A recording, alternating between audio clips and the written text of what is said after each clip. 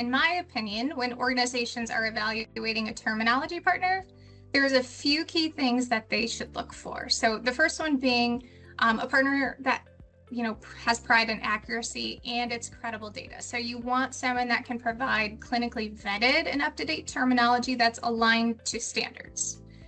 The next thing I would say is end-to-end management. So not just someone who's going to provide you static content, because that's not the real challenge. It's more maintaining over time. So having a partner that helps you do that is really important. And lastly, I think the ability to normalize and standardize across systems.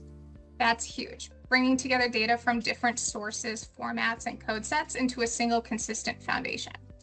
So ultimately, the goal is to find a partner that can help reduce the manual efforts while, I think, improving the quality and reliability of the data across the workflows.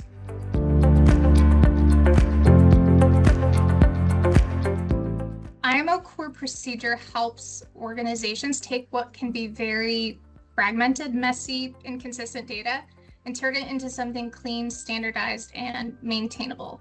So we do that by cleaning up duplicate and outdated terms, standardizing naming conventions, ensuring accurate mappings are in your dictionaries to the right codes and the right code systems, and then helping continuously maintain that data over time.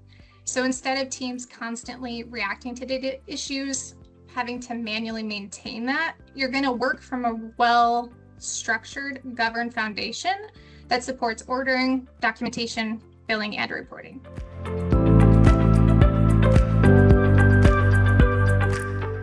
One of the core strengths of IMO and IMO Core Procedure is that it brings together multiple code systems into a single unified framework.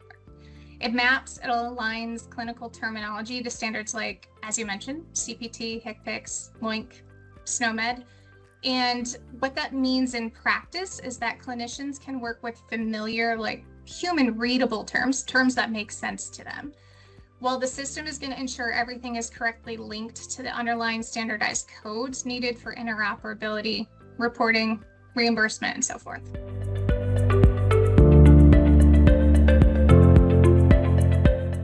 The impact can be really significant when organizations finally have clean, standardized procedure data, and it really can help transform how they operate. I think instead of spending time fixing data, they can actually just use it. So you're going to start to see things like more efficient clinical workflows. They're going to be clear, more consistent with their ordering, they meaning your providers. Improve reporting and compliance because your data is structured correctly.